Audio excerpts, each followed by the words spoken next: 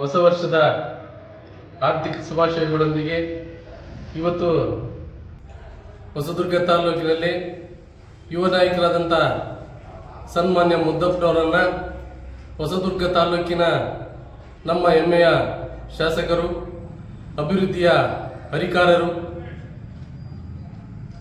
ಆಹಾರ ನಿಗಮದ ಅಧ್ಯಕ್ಷರಾದಂಥ ಸನ್ಮಾನ್ಯ BG ಗೋವಿಂದಪ್ಪ ಸಾಹೇಬರು ಈ ತುಳಿತಕ್ಕೆ ಒಳಗಾಗಿರ್ತಕ್ಕಂಥ ಸಮಾಜಗಳಿಗೆ ನ್ಯಾಯ ಒದಗಿಸುವ ನಿಟ್ಟಿನಲ್ಲಿ ಇವತ್ತು ನಮ್ಮ ತುಳಿತಕ್ಕೆ ಒಳಗಾಗಿರ್ತಕ್ಕಂಥ ಸಮಾಜಗಳಿಗೆ ಏನು ದೌರ್ಜನ್ಯಗಳು ನಡೀತವೋ ಅಂಥ ದೌರ್ಜನ್ಯಗಳನ್ನು ನಮ್ಮ ಸಮಾಜಗಳಿಗೆ ಆಗದಂಥ ನಿಟ್ಟಿನಲ್ಲಿ ಒಂದು ಜಾಗೃತಿ ಹಾಗೂ ಮೇಲ್ವಿಚಾರಣಾ ಸಮಿತಿ, ಪರಿಶಿಷ್ಟ ವರ್ಗಗಳ ದೌರ್ಜನ್ಯಗಳ ಜಾಗೃತಿ ಸಮಿತಿ ಹಾಗೂ ಮೇಲ್ವಿಚಾರಣಾ ಸಮಿತಿಯ ಒಬ್ಬ ಜಿಲ್ಲಾ ಸದಸ್ಯರನ್ನಾಗಿ ನಮ್ಮ ಯುವ ಮುಖಂಡ ಸನ್ಮಾನ್ಯ ಮುದ್ದಪ್ಪನವರನ್ನ ಗೋವಿಂದಪ್ಪನವರ ಆಶೀರ್ವಾದದಿಂದ ನೇಮಕ ಮಾಡಿದ್ದಾರೆ.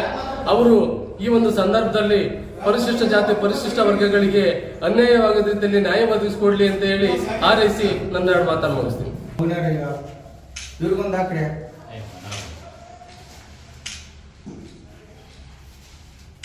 ಮಾದಿಗ ಸಮುದಾಯದ ಬಂಧುಗಳೇ, ಅತ್ಯಂತ ಸಂತೋಷದ ವಿಚಾರ ಏನು ಅಂತ ಹೇಳಿದ್ರೆ, ನಮ್ಮ ನಡುವಿನ ಯುವ ಉತ್ಸಾಹಿ ಮಿತ್ರರಾಗಿರ್ತಕ್ಕಂಥ ಲಕ್ಕಿಹಳ್ಳಿ ಮುದ್ದಪ್ಪನವರು ಜಿಲ್ಲಾ ಮಟ್ಟದ ಜಾಗೃತಿ ಸಮಿತಿಯ ಸದಸ್ಯರಾಗಿ ನೇಮಕಗೊಂಡಿದ್ದಾರೆ.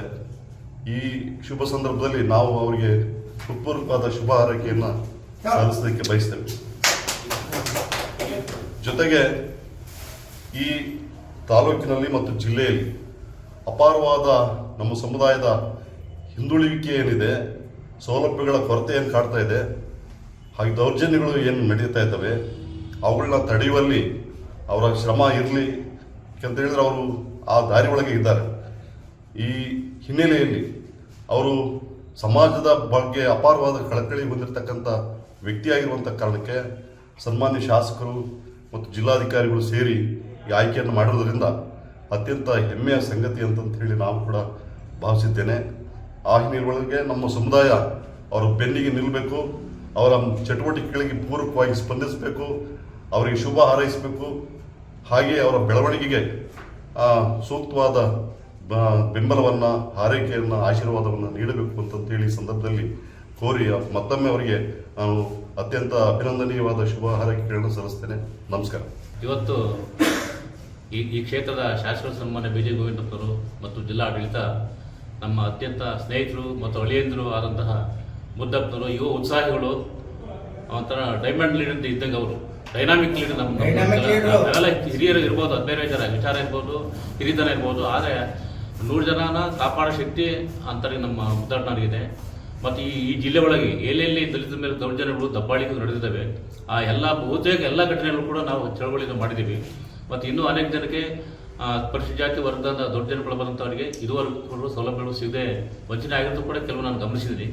ದಯಮಾಡಿ ಮತ್ತು ಯುವ ಉತ್ಸಾಹಿಗಳಿದ್ದಾರೆ, ಅವರು ಹೋಗಿ ಏನು ಈಗ MLA ಅವರು ಹೋಗಿ ವಿಧಾನಸೌಧದೊಳಗೆ ಮಾತಾಡಬೇಕು, ವಕೀಲರು ಕೋರ್ಟ್ ಒಳಗೆ ಮಾತಾಡಬೇಕು, ನಾವು ಮಾತಾಡಕ್ಕೆ ಬರಲ್ಲ, ಅಥವಾ ನಾವು ವಿಧಾನಸೌಧದೊಳಗೆ ಹೋಗಕ್ಕೆ ಬರಲ್ಲ. ಅಂತ ಒಂದು ಒಳ್ಳೆಯ ಅವಕಾಶನ ಸನ್ಮಾನ್ಯ ಶಾಸಕರು ಕೊಟ್ಟಿದ್ದಾರೆ.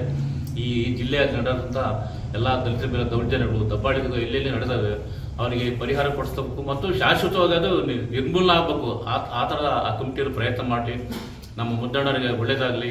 ಅವನಿಗೆ ಮುಂದಿನ ಇನ್ನೂ ಕೂಡ ಈ ಸಮಾಜ ಅವತ್ತಿಗೆ ನಿಮ್ಮ ಜೊತೆಗೆ ಯಾವತ್ತೂ ಬೆಂಬಲಕ್ಕೆ ಇದೆ. ಮುಂದಿನ ದಿನಗಳಲ್ಲಿ ಇನ್ನೂ ಉತ್ತಮವಾದ ಸ್ಥಾನವನ್ನು ಕಲ್ಪಿಸುವಂಥ ಅವಕಾಶನ ದಯಮಾನದ ಭಗವಂತ ಅವರಿಗೆ ನೀಡಲಿ ಅಂತ ಹೇಳ್ತಾ, ಅವ್ರನ್ನ ಹೆಚ್ಚು ಕೆಲಸ ಮಾಡಲಿ ಅಂತೇಳಿ ಅವರಿಗೆ ಶುಭ ಹಾರೈಸಿ, ಅವರಿಗೆ ನಾವು ಯಾವತ್ತೂ ಕೂಡ ಈ ಸಮಾಜ ಅವರ ಬೆನ್ನೆಲುಬಾಗಿದೆ ಅಂತ ಹೇಳಲಿಕ್ಕೆ ನಾನು ಬಯಸಿ ನನ್ನ ಮಾತನ್ನು ಮುಕ್ತಾಯ.